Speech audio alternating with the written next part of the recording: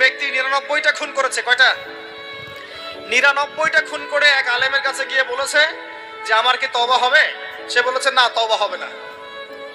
সে বলেছে কি তওবা হবে না। সে আলেম ছিল না, সে আবেদ ছিল। আবেদ মানে ইবাদত করতে বেশি বেশি, খুব বেশি জ্ঞান ছিল না। আমাদের মতো আমরা কিন্তু ইবাদত বেশি করি, জ্ঞান খুব কম। তো সে ছিল আবেদ, সে বলেছে না তওবা হবে না। তো ও বেটারেও কোপ দিয়ে 100টা খুন করে ফেলেছে, 100 ফিলাম।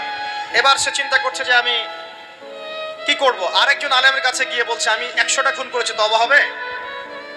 এই আলেম সত্যিকারের আলেম ছিলেন, তিনি বলেন হ্যাঁ তওবা হবে, তুমি ইস্তেগফার করো এবং এই এলাকা থেকে চলে যাও, অন্য এলাকায় গিয়ে থাকো, অন্য একটা এলাকায় গিয়ে থাকো, এখানে তোমার স্মৃতি জড়িত আছে, অন্য জায়গায় হিজরত করে গিয়ে থাকো।